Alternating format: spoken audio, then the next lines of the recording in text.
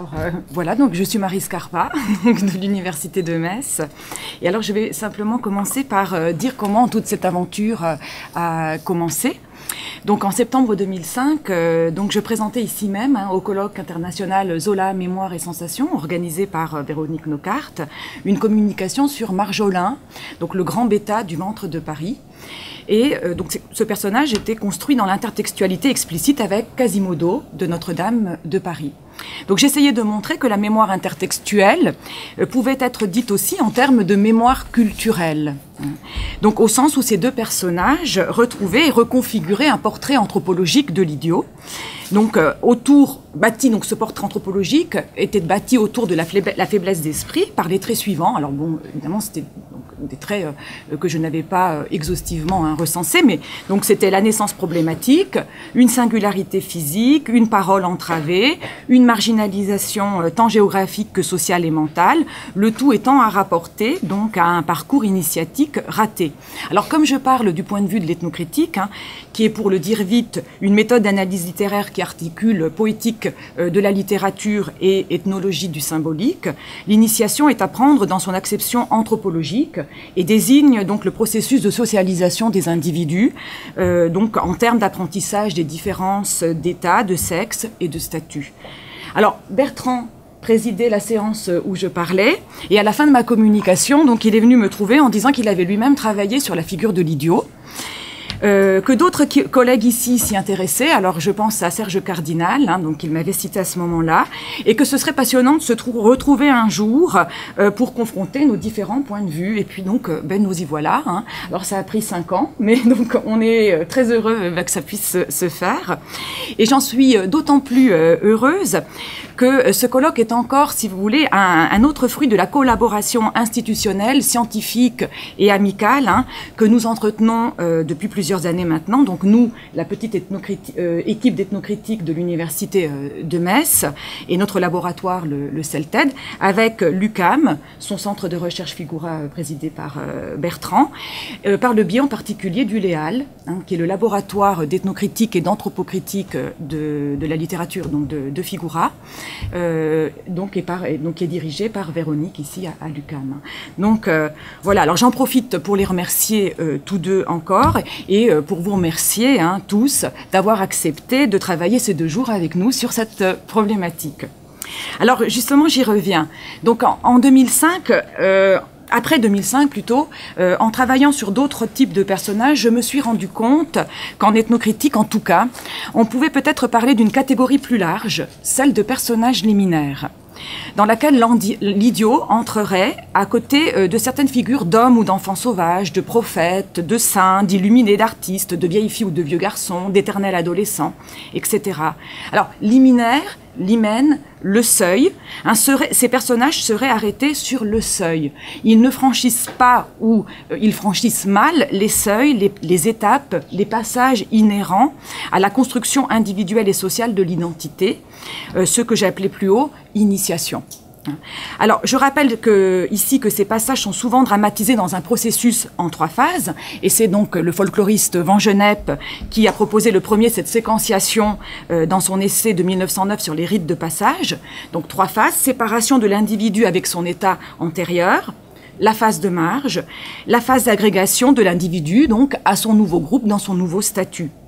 Alors à la suite d'autres ethnologues, et notamment des travaux de Victor Turner, donc on peut penser que cette formalisation aide à penser quelque chose du déroulement de certains drames sociaux, ainsi que des mises en récit et des parcours des personnages en littérature.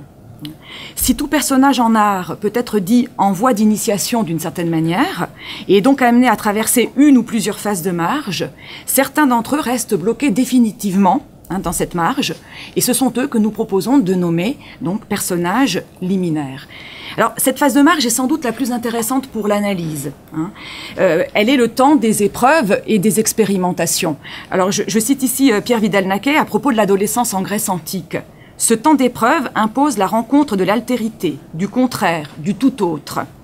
du détour par la sauvagerie et la marge non cultivée pour le futur citoyen, du détour également par l'autre sexe. L'individu en position liminale, et l'analyse concerne aussi bien les sociétés contemporaines, donc se trouve dans une situation d'entre-deux, et c'est l'ambivalence qui le caractérise le mieux. Il n'est définissable ni par son statut antérieur, ni par celui qui l'attend, tout comme il prend déjà à la fois un peu des traits de chacun des deux états.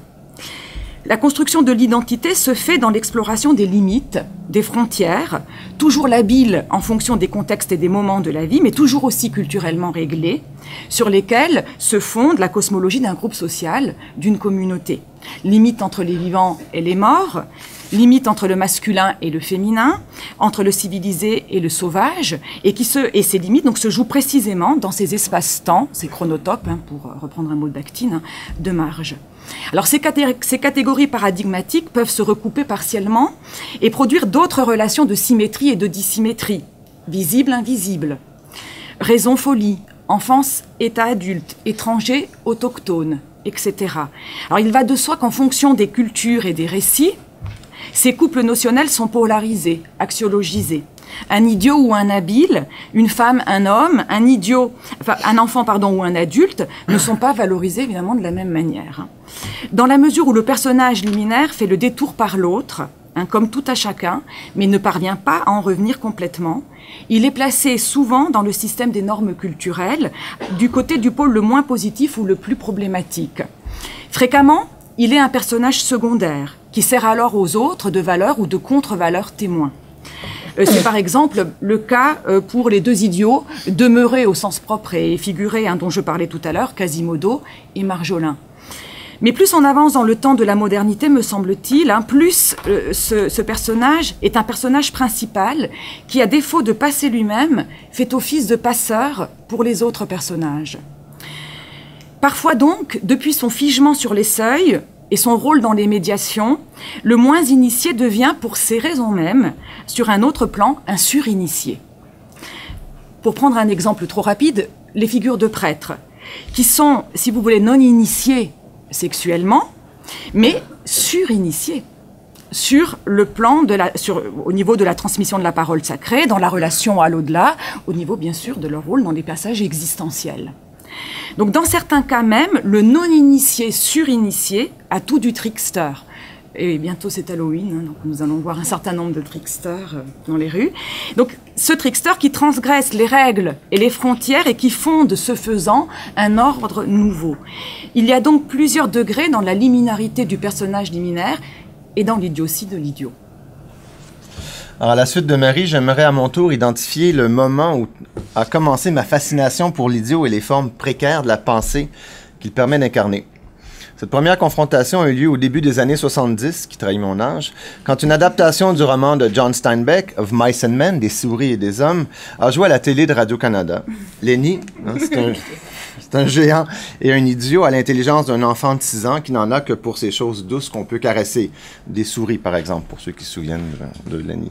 Le personnage, joué par un extraordinaire acteur de chez nous, Jacques Godin, était d'une puissance incroyable et longtemps, en classe, je me souviens, on a imité les actions et les paroles de ce pauvre Lenny qui finit par commettre l'impardonnable, étouffer la femme du patron en cherchant à lui caresser les cheveux. Bien sûr, ces choses douces comme les souris et les cheveux. La piqûre, pour moi, vient de là. Puis, il y a eu le Benji de William Faulkner dans The Sound and the Fury, le bruit et la fureur. Benji, l'idiot de la famille, celui qui a tout vu, même s'il est incapable d'en comprendre les tenants et aboutissants. L'incipit du roman, où Benji décrit une partie de golf sans rien saisir des actions décrites, est une pièce d'anthologie qui montre la puissance d'évocation d'une parole entravée et la part d'ombre de toute parole dans son incapacité à rendre compte d'une réalité complexe. Après, il y a eu L'idiot de Dostoïevski, roman où le personnage principal n'est pas un simple d'esprit au sens usuel du terme, mais un homme pur, aux idées détonnantes, qui nous rappelle, comme le dit Voltaire, que l'idiot était avant tout un homme retiré du monde et non un sot. Et je cite Voltaire, « Ce n'est point du tout pour faire une mauvaise plaisanterie qu'on a remarqué qu'idiot signifiait autrefois isolé, retiré du monde, et ne signifie aujourd'hui que sot. » Fin de la citation. L'idiot était un être à part, retiré du monde et du commerce habituel de la société, ce qu'il est tout à fait chez Dostoïevski. La série s'est continuée avec ma lecture de Being There, Bienvenue Monsieur Chance de Jerzy Kosinski, de Cité de Verre, City of Glass de Paul Auster, qui met en scène un jeune homme ayant connu un destin similaire à Gaspard Hauser, autre texte que j'ai beaucoup lu, qui lui-même réduit au silence ou à une parole incohérente après un très long internement. Il y a aussi eu Forgetting Elena, Oublier Elena, dont je parlerai longuement immédiatement après cette introduction. Il y a aussi eu The Body Artist, Body Art de Don DeLillo, L'Inconsolé, The Unconsoled de Kazuo Ishiguro. J'ai multiplié ainsi les analyses de personnages d'idiots, cherchant à comprendre leur rôle tout autant que leur fonction dans l'économie symbolique de la littérature, de même que celle plus ouverte encore de la pensée et de ses modes de déploiement. Je me suis intéressé aux syncopes cognitives, de même qu'aux situations de lecture déficitaires lorsque nous devenons idiots face à un texte qui déjoue nos habitudes interprétatives, sans oublier les multiples figures de l'oubli, où la perte de mémoire devient une véritable modalité de l'agir, transformant les personnages en pantins aisés à manipuler. Je savais ne pas être seul de mon camp, ayant entre autres accompagné Serge Cardinal qui est là, ça fait 2 fois qu'on le cite ce matin, il va se sentir chaud, dans sa lecture des textes de Deleuze et de Guattari et de leur utilisation du personnage conceptuel de l'idiot. J'ai aussi dirigé la thèse de Patrick Tillard sur les écrivains négatifs et le personnage de Bartleby, d'Herman Melville, un merveilleux personnage qui s'obstine à ne pas faire ce qu'on lui demande, ayant pour seule réponse aux requêtes qui lui sont réitérées « I would prefer not to », je préférais ne pas. Enfin, c'est un peu comme ça qu'on l'a traduit, il y a quelques variations de la traduction. Je n'étais pas seul de mon camp et j'ai su tout de suite que Marie en faisait partie quand je l'ai entendu prononcer sa conférence sur le ventre de Paris et le personnage de Marjolin. L'idée d'organiser ce colloque est née spontanément, car comme moi, Marie avait saisi l'attrayante pertinence de pousser la réflexion sur un tel personnage aux fonctions narratives, sociales et symboliques atypiques mais surdéterminées. S'intéresser au personnage d'idiot, aux formes que peut prendre l'idiotie, c'est habiter en effet les limites d'un territoire qui n'est autre que l'espace imaginaire créé par les manifestations de nos consciences réunies et de ce que nous aimons appeler notre rationalité. On ne peut refouler indéfiniment l'idiotie aux marges de notre pensée, simplement parce que, ce faisant, nous nions à nous-mêmes la part essentielle de notre rapport au monde, qui est fait de confrontation à un donné que nous ne maîtrisons pas, de situations où nous sommes tout simplement incompétents, déjoués, pris de court, étonnés, incrédules, désarçonnés, inaptes, ignorants, bref, idiots, incapables de donner la réponse attendue. L'idiotie n'est pas une exception, elle serait notre loi, symbole par excellence de l'expérience humaine, car ce qu'elle identifie, ce à quoi elle nous donne accès, ce sont les formes limitrophes de la connaissance et de la rationalité, mais aussi de la socialité de ses rites. Elle nous ouvre la porte à cette pièce obscure où l'agir humain prend forme et surtout sens, pièce que nous préférons habituellement tenir cachée. Donc nous sommes tous si idiots en somme. Hein. En tout cas, les héros, ou plutôt les anti-héros, d'une certaine modernité artistique en témoigneraient aisément. Hein. On vient de le voir avec les personnages évoqués par Bertrand. Et l'une des questions de ce colloque pourrait être déjà, y a-t-il une ligne de partage en cette question entre des idiots des temps passés, inscrits dans des systèmes culturels, des cosmologies différents, hein, je pense aux communications de ce colloque qui vont concerner le Moyen-Âge, l'époque classique, voire le 19e siècle, et ceux de l'extrême contemporain. Donc si j'en juge par l'essai de Lionel Ruffel sur les romans du dénouement. Donc Lionel Ruffel est un essayiste qui revient donc sur ces romans des années 90 français. Donc ce sont les romans de Rollin, Guyotat, Volodine, Novarina, les auteurs minuit comme Echenoz, donc Gailly, Auster, Chevillard, donc l'extrême contemporain donc en France. Donc il revient sur la question du personnage dans son essai sur le dénouement. Et donc il classe les personnages en 2 catégories. Les personnages aux confins de l'humanité, donc sous-hommes, homme-animal, larves, spectres et autres fantômes, et les personnages plutôt du type anti-héros, inadaptés sociaux, exténués, involontaires et immobiles au sens de non mobilisés, hein, comme dirait Deleuze.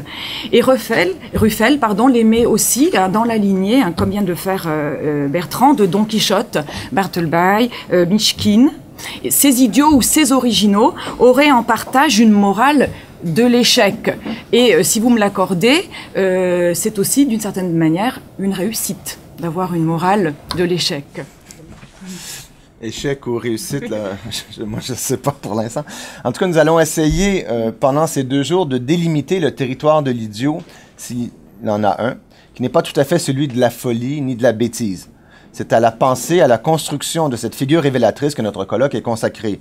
Nous décrirons certains personnages, de Bécassine à Bouvard et Pécuchet, qui rendent compte de ces diverses possibilités littéraires. Nous explorerons des figures du savoir, qu'elles soient infantiles, scientifiques, cognitives, rituelles, politiques, extravagantes, paradoxales, négatives, voire tout simplement déréglées, et nous examinerons les possibilités de définir une épistémologie idiote. Alors, parviendrons-nous à faire apparaître l'idiot comme un véritable personnage conceptuel? Il est trop tôt pour le dire, mais nous subodorons tous ensemble tout de même que nous n'en ressortirons pas plus idiots. Merci.